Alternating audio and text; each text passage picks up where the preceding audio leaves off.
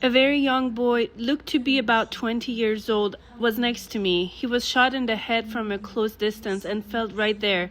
I was scared. I couldn't see anything. I was just running. I didn't even know which direction I was moving. As I was moving and running, I felt from behind that my body was burning. I didn't realize what happened. I hadn't been shot, but from the waist down, I had been hit by about 150 pellets. The only thing I know is that we, empty-handed alone, without weapons, cannot achieve anything. We need military help. We need American military help. I'm sad, I'm angry, but I'm hopeful. I hope that this system, this bloodthirsty regime, will be overthrown. I saw with my own eyes a young man who had been shot in the chest. People were gathered around him trying to help and take him away. We inhaled a lot of tear gas and smoke. My message to the West, to Trump personally and to others, is come help us. You might be calculating the political and economic costs, but our people are waiting for you to help move forward. I am sure if the West helps and targets the Republican Guard, Besiege, and special units, our people can easily overthrow this regime. Neda, I am so grateful that you're here. I mean, I know that there's probably a lot in your brain. It's probably like a gerbil wheel right now. And for safety purposes, we'll stick with Neda, even though I'm grateful to know you more personally. And I know that you're really the only Iranian American who's living in America right now because your entire family is still over there and you're communicating with them very sporadically. But I would imagine that you're not sleeping very well right now. Oh, no, I would say it's one of those things where I can only speak for myself, but there's a level of disassociation that has to happen because survivorship guilt kind of comes over here. How did my mom come over here when the rest of her family's still there and living in this life that is really totally different than what we experience here on a day-to-day, and they have to live a normal life where things are happening that we'll probably never see in our lifetime in person.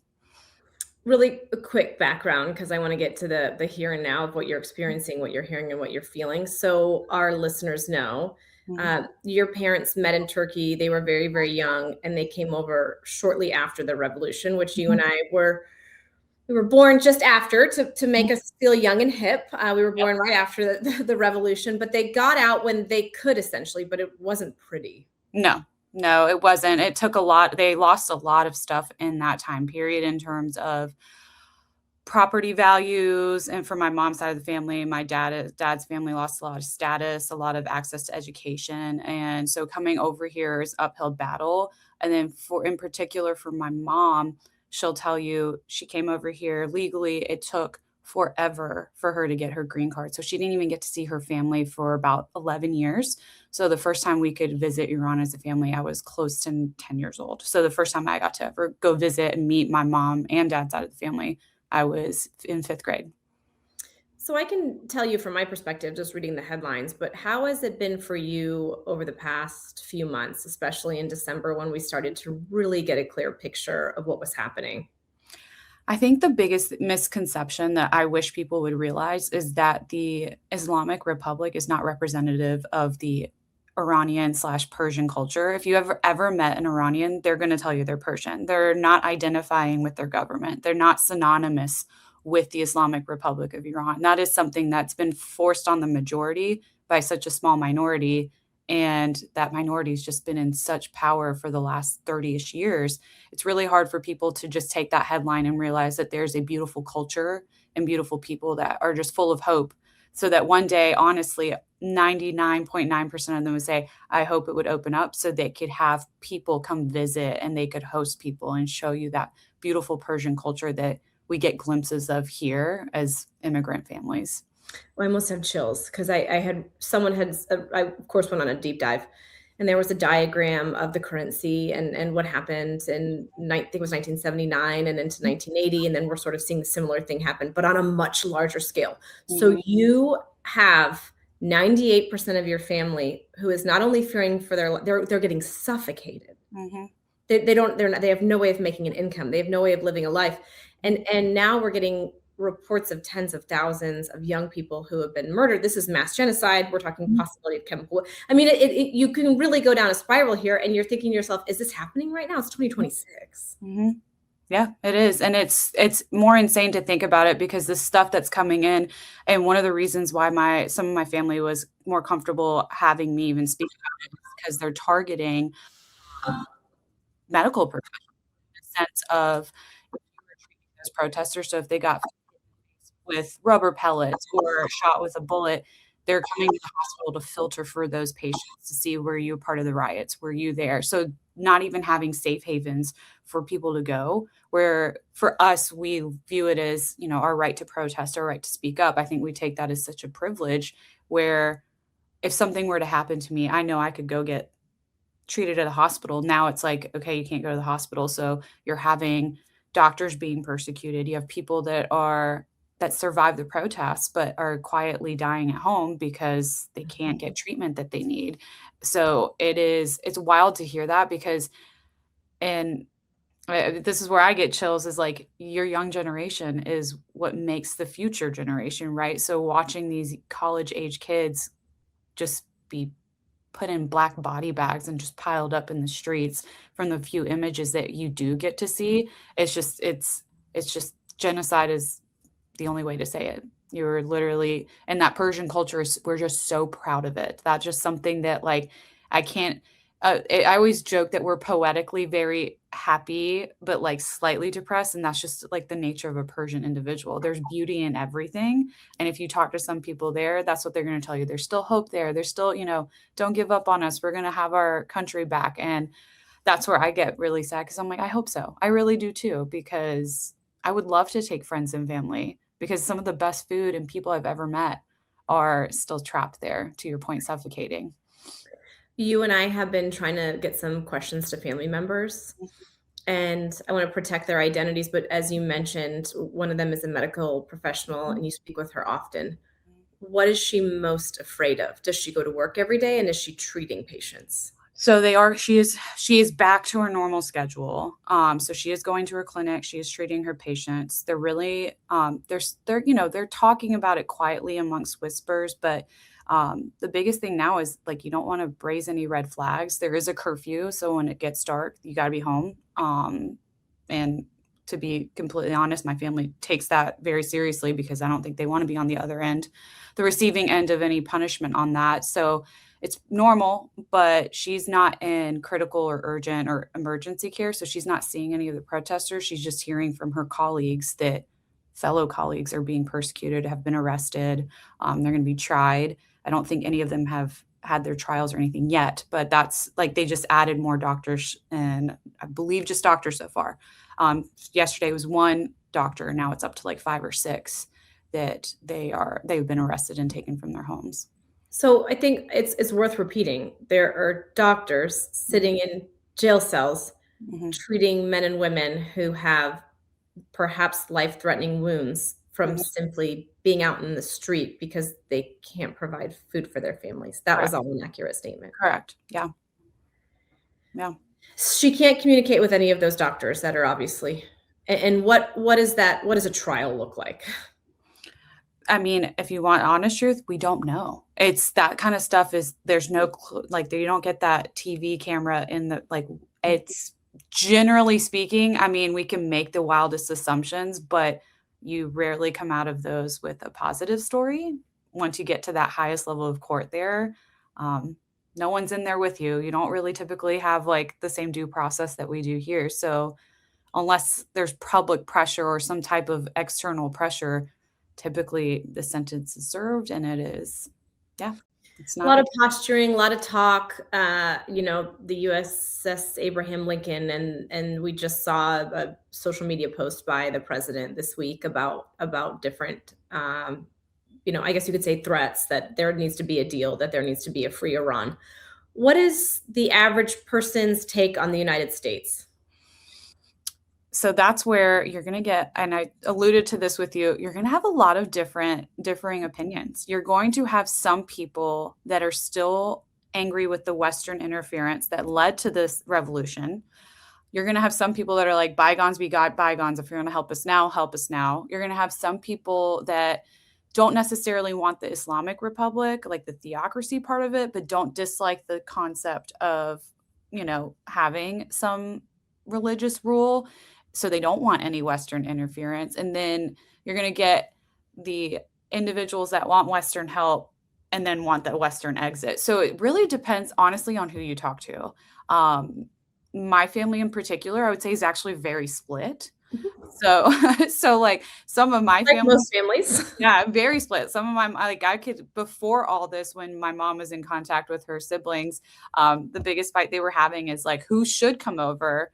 Do we want Western rule, or do we bring the Shah's son back? So, and just hearing that, siblings bickering, but just hearing how different it is within families. And you'll see that within even Iranians that live in the United States. I will say, I personally don't know. I think it should go back to the people. And they should decide that are living there. I don't think people, I don't live there to make that decision for them. That's how I feel about it. But And can it go back to the people without interference? Is exactly. sort of, from a bystander drinking it all in, Mhm. can it be changed, or are we going to go from possibly 36,000 young dead people to 66,000 to Exactly. 90? When, to what end? To what end? What you're living with and what your family is going through is, so how do they get back to work? The only images that we have seen, it's boarded up, or there's Yep. moss on fire. Yep. To my knowledge, that's still happening in real time. Mhm. It's more relatively calm because, you have your major cities, but if there's any like public outcry or anything happening, they're still coming in full force. So even if it's like a small group of people that get together, you're getting a larger group of military, police, or whoever coming in to stop it. So, I mean, yeah. And to answer your question, I don't know if I even did that, but like as a whole, they do a better job, I would say, separating out the Western people from the Western politics. I believe that majority of Iranians in Iran would welcome Western tourism, Western like clothes, like the culture, the assimilation to be one. But I don't know.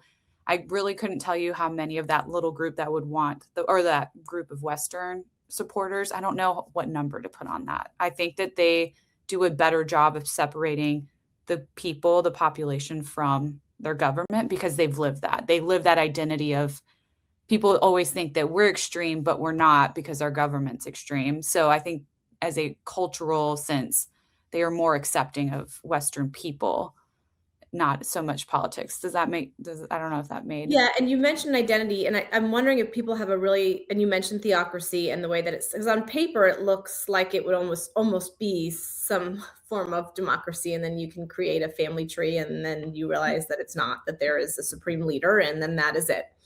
But then you have the Iranian National Guard, Mhm. and if I'm not mistaken, the number's upwards of 1 million members. Mhm. But then you have the population, which is tens of millions, up to 30. So I think from a bystander, I'm understanding how is there not been some type of a revolution? How have we not been able to overpower this 1 million? Is that they're so powerful, they're so ingrained, they have so much access, they have so many funds and support. Is that right?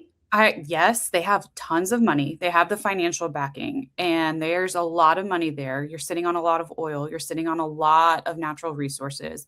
And then fear tactics. Unfortunately, we don't experience this here. So this is something I found that most people have a disconnect with. The second your children turn, like they're done with high school, especially the boys, every single boy has to, unless he tests out, has to serve in the military. So placing yourself in a situation where, do I want to revolt against a military of my own sons? There's that fear tactic, that psychological fear is there. And that will go a long and hard way for a lot of people. And the only way I believe the Iranians as a whole that we've battled that is by not letting the Islamic Republic become part of our culture. So the duality of an Iranian's identity is very interesting because I personally refer to it as like my Iranian side, where it's like, everything you see in textbooks, but then I have this ancient Persian culture that like Persian New Year and all those things that they do get to still celebrate in Iran, which makes it a very different country in terms of all the other countries in the Middle East that have more of that Islamic rule. We haven't lost our sense of culture and cultural pride from being Persian and being able to celebrate that. And so I think that there is a larger group in the population that's like, hey, the grass isn't always greener. You don't know who's going to come in. What if it's far worse? And that's sometimes my opinion as well is, hey, grass isn't always greener. We don't want another supreme leader that's way worse. It's gotten a little bit more progressive in some ways. So there is that part of that element of that fear too, is like, what if someone worse actually comes in, if you could believe that or not? Well, I mean, and then when I hear that, because I assume that's conversations that you're having on group chats and with family in real time. Is that what they are worried about? And do you wake up every day thinking, okay, what is the shoe going to drop? Because do some of them want to participate in some of these? Do they want to and they can't? I'd say my cousins probably do, but they're more cautious about it. They do more than like my aunts and uncles and my older relatives for sure. But like my cousins are doing more of the, like, when they do have the internet, their social media blasts, whatever they can get out there that they feel comfortable sharing. But I think that in particular for my family, there's just been so much trauma, and I can't say that nobody else has experienced it. I think there's just this more cautious, and there's been so much loss that, like, selfishly, there's some conservation mode happening with being out there active.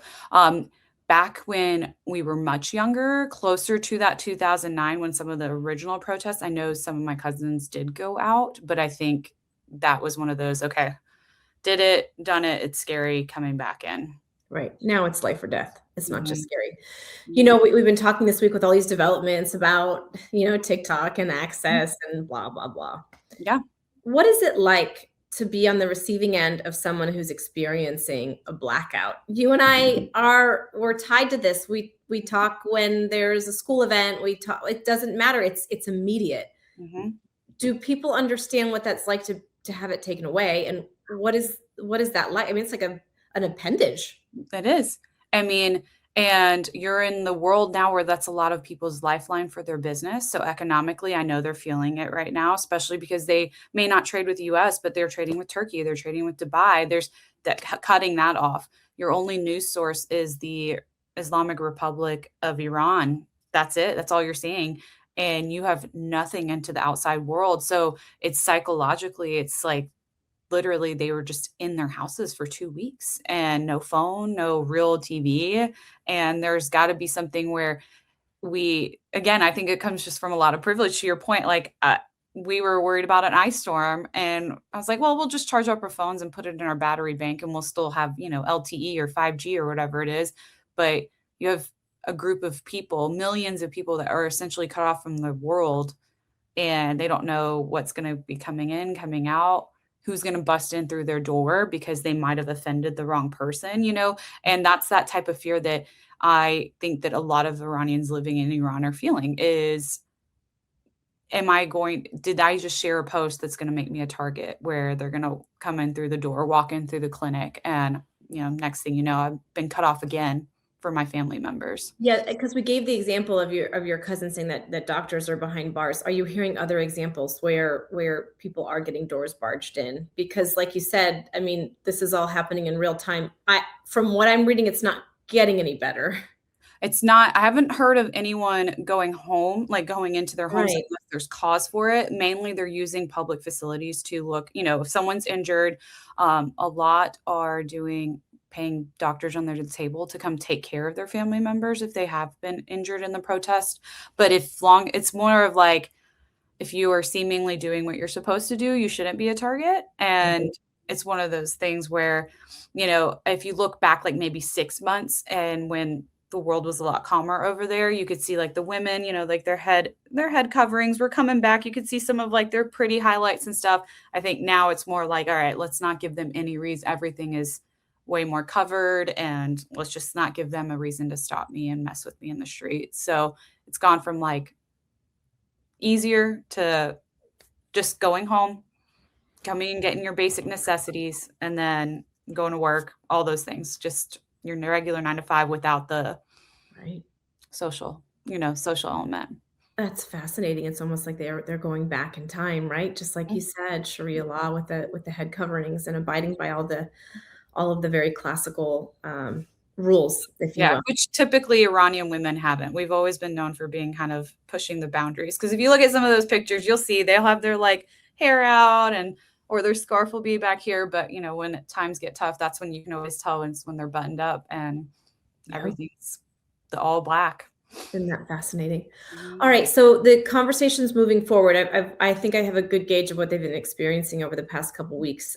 Any end in sight for them, or what are their worst fears? What are the conversations like today, for example? Unfortunately, I think a lot of them, they're really hoping on Western interference.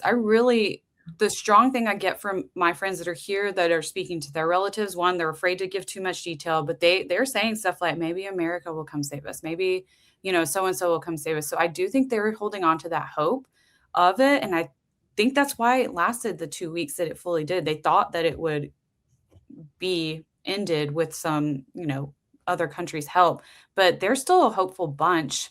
I I think that this might be a red herring in some ways. Like, does it happen again, in a few months? Because that's kind of like the repetitive cycle they've been in is like when things die down, it pops back up. But the future really is a lot of it comes back to the economy. What really led to this last month was the economic pressure, the burden, the value of their money going down, their currency, and not being able to afford anything and not being able to barter and make money. So I think if that's on trend, you might see something like that continue to pop up. But I think it's one of those, how much power do they really have in keeping the majority down still? Are those fear tactics gonna continue to make them feel afraid to speak up? And when you said that, I thought about, you have this young, educated, they have access to the globe now, and they know what's possible. Mhm. They know what freedom looks like, and they know what economic opportunity looks like, which is why it's the first thing you shut down is the internet, Mhm. and you take away their ability to be innovative. And if Right. you're gonna suffocate a population, that's how you do it, right? That's And they're doing it. Mhm. I think my final question, and I'm hopefully you'll return back, and maybe in a week or two we'll have more positive news. Is what are you feeling? What are you most hopeful for? This is your family, and I Mhm. know you. Family is very important. It's very Mhm. important to all of us. That's why we started this podcast. Oh, yeah. Honestly, I hope that there is a sometime in my lifetime, I would love to have a free Iran where I could take my children that are sharing that bloodline to see where that culture comes from, that richness, and nothing more than to be able to take not just my family, but friends too.